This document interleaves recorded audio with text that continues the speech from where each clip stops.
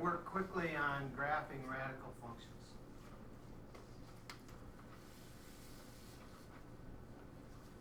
If I wanted to graph y is equal to the square root of x. Bless you. We might have to, the first time we ever did this, we might have to plot some points. And so 0, 0, 1, 1, 4, 2, 9, 3. I'm just picking some nice numbers. Can I pick negatives for x? No, because the square root of a negative number would be an imaginary number, right? And so it's not in the group of real numbers, so I can't graph it over here. Okay?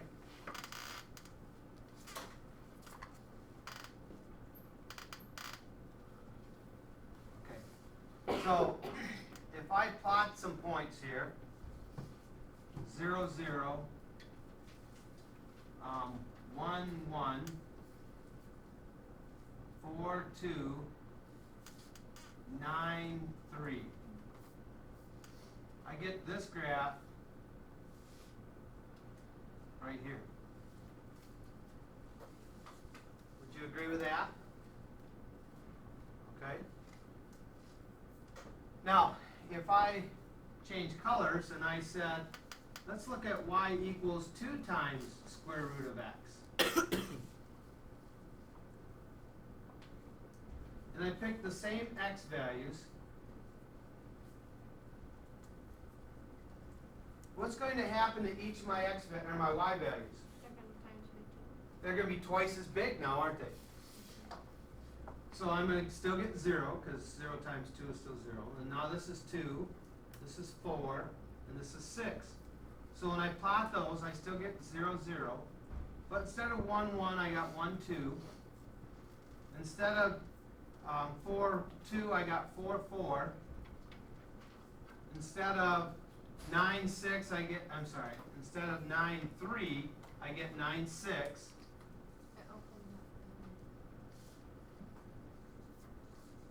And so I get something that looks like this. So what it did is it stretched my graph up and down, didn't it? I think that's the word they use. It stretches it up and down. Okay? So when I have this number out here, it's going to open that graph up bigger. Okay? Now, let me pause a second, make sure we're all caught. I'm going to repeat that. All right, so starting with the black table here is the same y equals square root of x that we did used on the other page. But now instead of multiplying by 2, I'm adding 2 to the end. And so instead of 0, I get 2. Instead of 1, I get 3. Instead of 2, I get 4. Instead of 3, I get 5. So if I graph the red table, 0, 0, oops, not 0, 0, 0, 2, 0, 2, 1, 3, 4, 4, and 9, 5. So I get something like that. And the black one was still this graph. 0, 0, 1, 1, 4, 2, 9, 3. Okay? Did this one stretch it out like the last one did? It just moved it up, didn't it? It didn't do anything to the graph at all, except moved it onto the coordinate plane to a different location, right? It just slid it up. And so that's all that's happening when I add something to the end. I'm going to move it up, or if I subtract, I'll be moving it down. Okay? All right, I'm going to pause again, and we'll open up another slide. Sorry, I should be recording it. Okay, so again, just to repeat, in case you look at it at home, we have our x values here, and our y values, the same chart we've been using all along. But when we put 0 in up here, 0 minus 2 is a negative, and it creates a problem, doesn't it? We can't take the square root of a negative number, so that gives us a problem, okay? And so what we have to realize is that to make it so I don't get that negative number, then I have to add 2 to what I originally had for 0. So 0 plus 2 is 2, and then I put 2 in. 2 minus 2 is 0. Square root of 0 is 0. Okay? And so then I can't put a 1 in. I still would get a negative. But if I make it 2 bigger, 3 minus 2 is 1. Square root of 1 is 1. And so what we just discussed was that every one of these values has to be 2 more than we had over here, so that it will compensate for this minus 2 inside. And so when I go to graph that,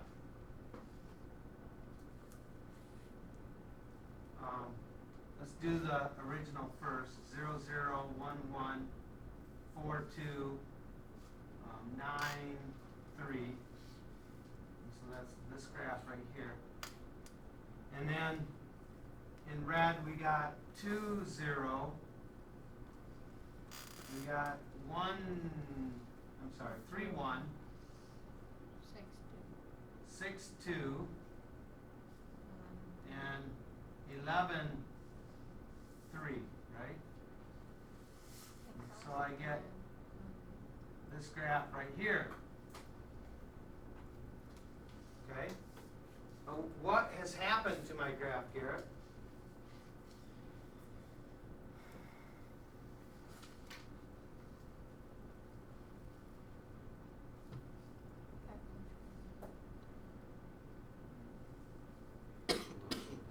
What is it? Move to the right. How many places? 2. Right? So it's exactly the same graph. It looks smaller because it's underneath it, but had I thought ahead of time, I would have grouped all these together, and then I could have moved them, just slid them to the right, and we would have seen that it would have lined up on the red line. Okay? And so when I have inside my radical sign, I add or subtract, it's going to move it. Well, I was subtracting, wasn't I? In my equation, I subtracted 2. Which direction did I move my graph? To the positive, didn't I? What do you think would happen if I added 2 in there? It would move it to the left, wouldn't it? To the negative. Okay? So the left and right movement, left and right slide, we'll say,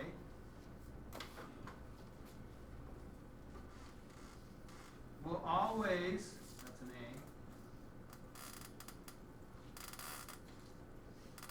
A, go opposite the sign under the radical. Okay? Opposite the sign under the radical.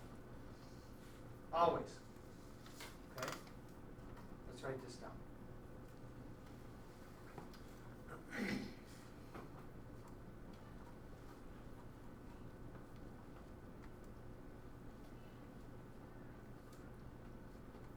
I'll pause and clean that up, and then we'll move to one last. Okay. The last slide here. We started out again with the same basic function. Y is equal to square root of x. Its graph would look just like this. 9 and 3.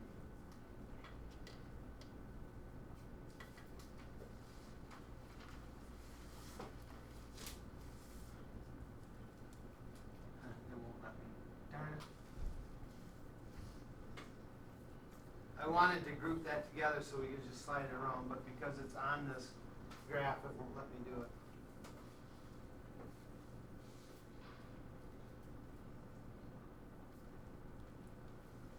Okay, so anyway, if we go back, what did this do to our graph? Okay, it made everything twice as big, right? So it made this times 2, times 2, times 2, times 2, right? I want to subtract 2 from Okay. 5. What did it do to, or what did this do to my graph? Subtract It moved it to the right 2 units, right? And then this one out here moved it up 2 units, okay? So the only points you really have to worry about in this would be these points. So this times that answer by 2, so we still get 0. Times by 2 is 2. Times by 2 is 4. Times by 2 is 6. Okay? And then this information here will tell us where it starts now. Where did the original start? At the origin. Okay? The original started at the origin. Well, this one's going to start 2 units right, R-I-G-H-T, and 2 units up. Okay? 2 to the right and 2 up. So I'm going to go over 2 and up 2. That's going to be this point right here. Okay? Now, instead of, remember when we graphed this, this was 0, 0, that was at the origin, right? And this is at the origin, and this is at the origin, and this is at the origin, okay? 9 units right, 3 units up from the origin, right? Well, we said we have to multiply each of, actually we did it right here already. We had to multiply each of these by 2, okay? But the order, the center, or the beginning, the starting point, is not at the origin anymore, it's where? It's at 2, 2. So this point here, instead of being from the origin 1 right and 2 up, it's going to be from this point 1 right and 2 up. And this one, instead of being from the origin 1 right and 2 up, it's going to be from this point right here, this starting point, right 4 and up 4. And again, instead of coming from the origin, it's going to come from the starting point, right 9 and up 6. And so we get this graph right here. That's 11, 6. Right. From this point right here, we go right 9, 2, 4, 6, 8, 9, and then up 6, 2, 4, 6. Okay?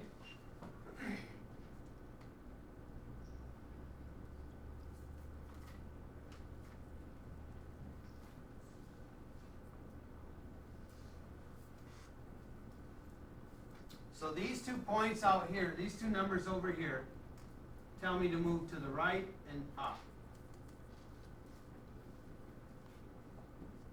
And then this number out front, this 2, that stretches my graph out. Now, if that was a fraction, and I stretch by a fraction, what's it really doing? Say I had 1/4 out there, what's it really doing?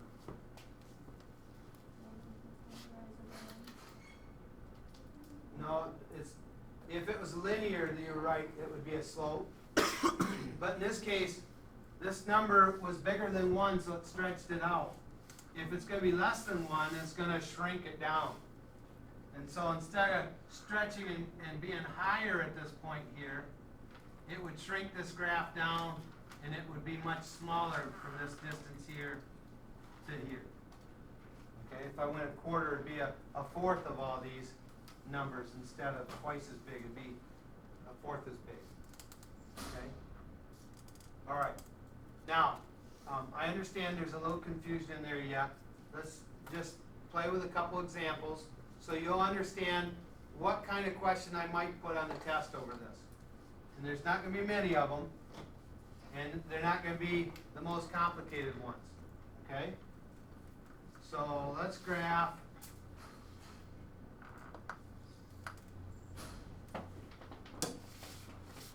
y equals square root of x plus 2 minus 7. That's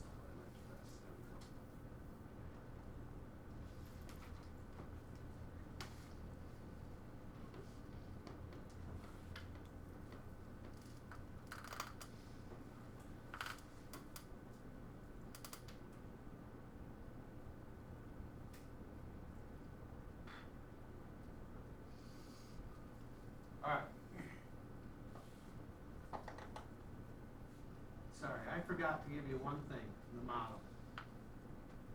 The model looks like this. Y equals a square root of x minus h plus k. I hate to call it the vertex, because it's not really a vertex. I hate to call it, I guess I don't have a good name for what that point is called. I just called it the starting point before. I can't think of a better way of saying it. HK we'll just put as our starting point.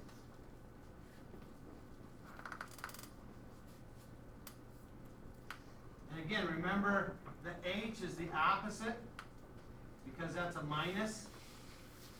So if that's a plus 4 in there, then H would be a negative 4. If that's a minus 4 in here, then H would be a plus 4. Okay? And A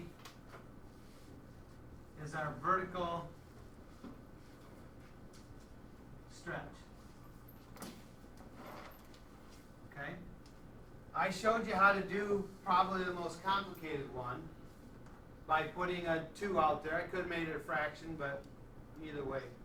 Okay? The ones I'm putting on the test, that's 99% sure that's going to be a 1.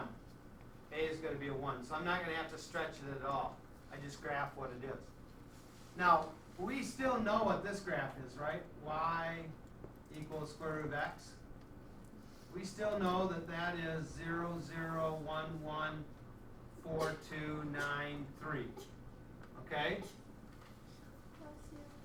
So we still know this. This doesn't change any. And all we have to locate is the starting point. So where's our HK going to be in this?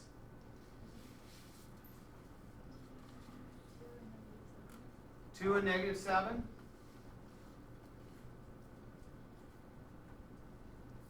Does everybody agree with her? No. No? Why not?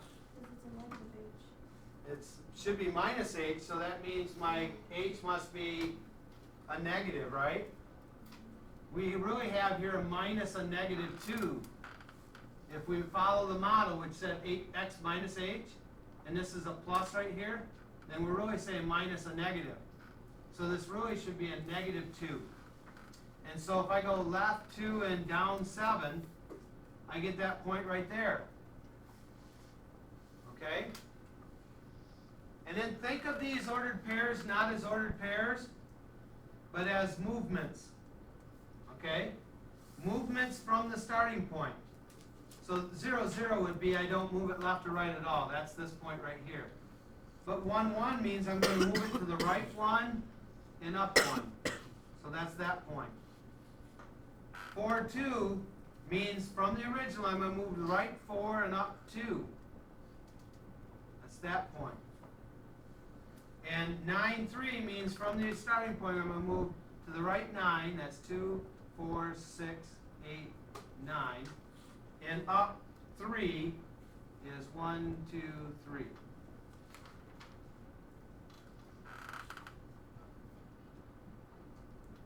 And so there's my graph. Okay, there's my graph. Now, what I said earlier today is that I want you to be able to look at an equation and understand where it's going to be just by looking at it. And if you practice a few of these, that will not be hard for you. Okay? If you practice a few of these, that will not be hard. Now, I don't remember what I put in the in Schoology for your assignment, but these are the ones I want you to do. So write them down on your paper.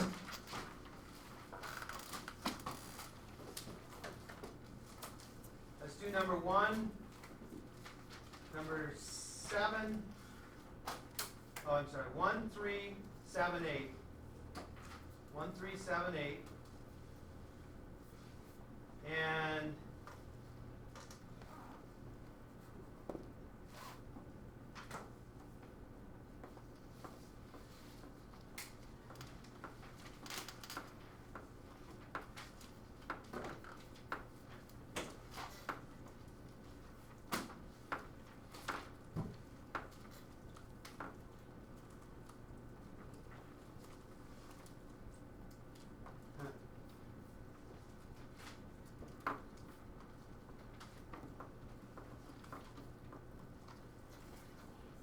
see any others that I like.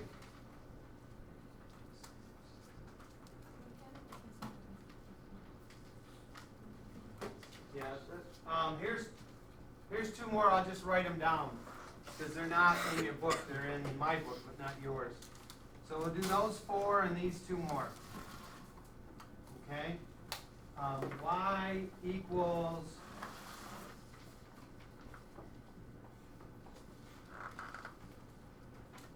x plus 1, square root of x plus 1, and then plus 4 on the outside.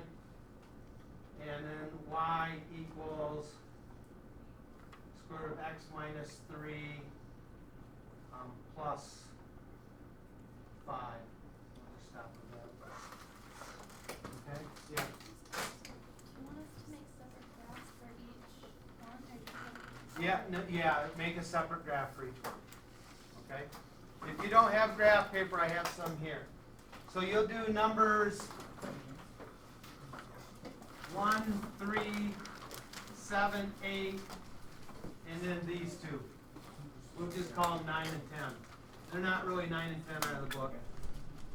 We'll just so you label them something. Okay? So you have those 6 graphs to do, and then you can focus on finishing up yesterday's.